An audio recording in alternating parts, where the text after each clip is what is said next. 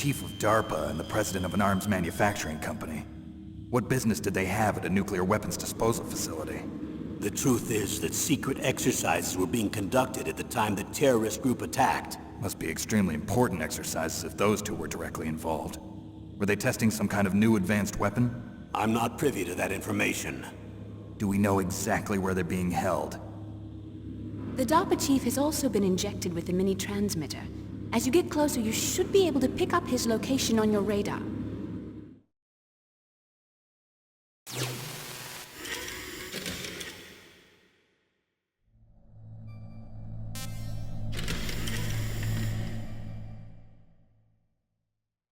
Do they really have the ability to launch a nuclear missile?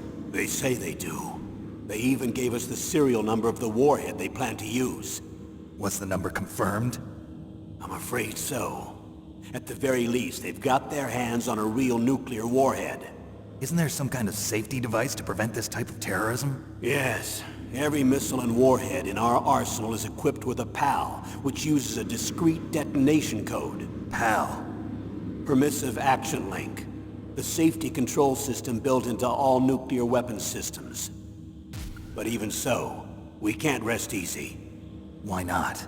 Because the DARPA chief knows the detonation code. But even if they have a nuclear warhead, it must have been removed from its missile. All the missiles on these disposal sites are supposed to be dismantled. It's not that easy to get your hands on an ICBM. That used to be true. But since the end of the Cold War, you can get anything if you have enough money and the right connections.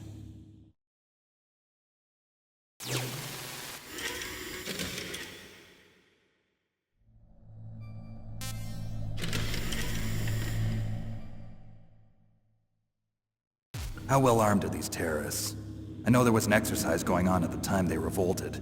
They're heavily armed, I'm afraid. What about their battle experience? The 6 members of Foxhound in charge are all hardened veterans. They're tough enough to eat nails and ask for seconds. I wouldn't expect anything less from Foxhound. The others are next-generation special forces.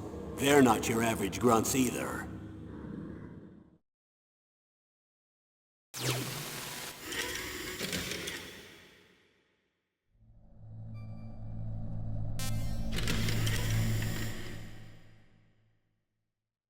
So what exactly are they demanding? A person's remains. Remains? That's right.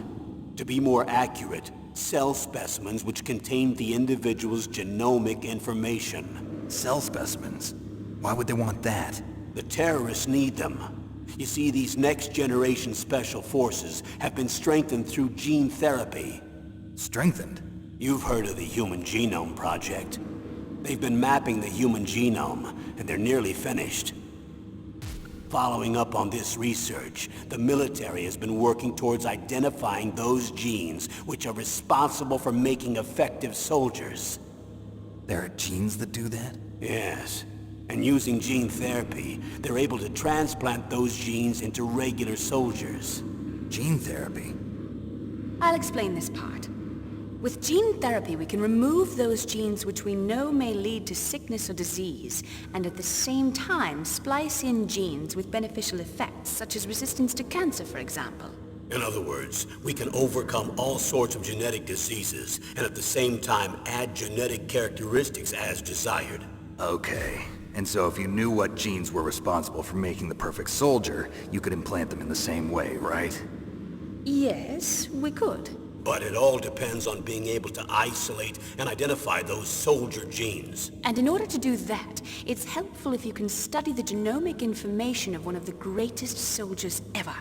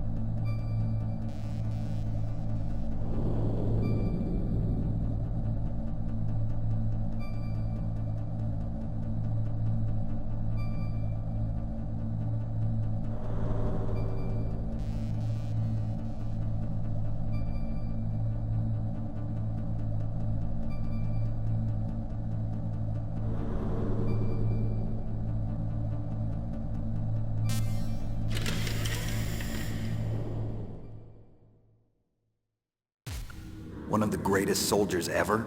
The man they call the greatest warrior of the 20th century. You don't mean Big Boss. That's right. We've been working feverishly to identify the genes responsible for his incredible combat skill. So far, we've discovered about 60 of the so-called soldier genes. So his body was recovered after all. Yes, and his cells have remained frozen in a cryo chamber. His genomic information is a priceless treasure to mankind. Priceless to the military, perhaps. His body was burned severely, but it was possible to restore his DNA profile from just a single strand of his hair. You people are amazing. And then you're gonna transplant those genes into soldiers? Yes. We'll use a process that I discovered called gene targeting. The strongest soldiers don't become what they are by acquiring their skills through training or experience. We now know that hereditary factors are far more crucial for creating superior soldiers. Snake, we can't give them his body.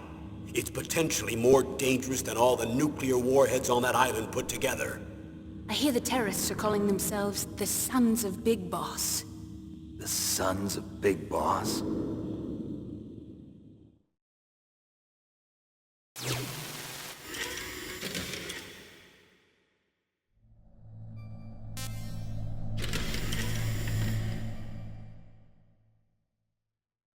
Tell me about these next-generation special forces.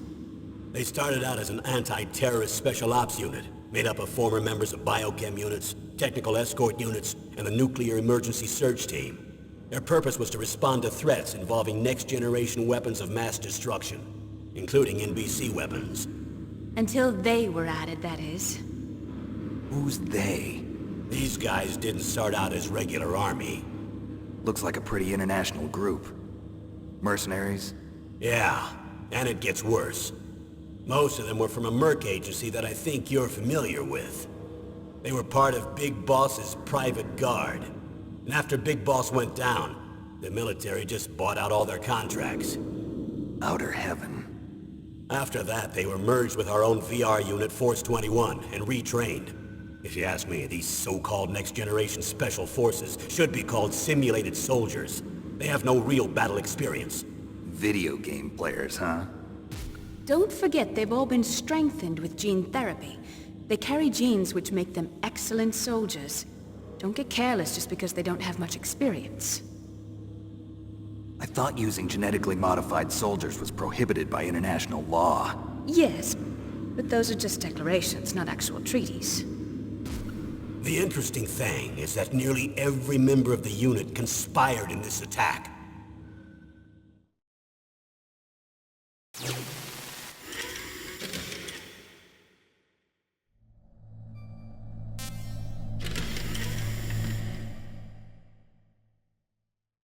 How could an entire unit be subverted to rebellion? They're calling it a revolution. Since they all went through the same gene therapy, they probably felt closer than brothers. They see the unit as their only family. The Sons of Big Boss.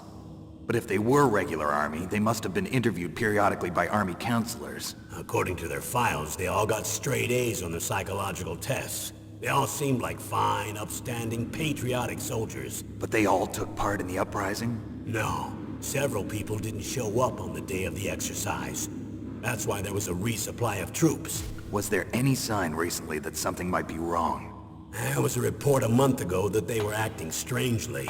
Apparently they consulted classified information about the soldier genes and performed their own gene therapy experiments. They can do that even without you? Well, our gene therapy process is almost completely automated. And besides that, they're all geniuses with IQs over 180. Even the existence of this genome army is a national secret of the highest order. We've been hoping to investigate this thing quietly and deal with it behind closed doors.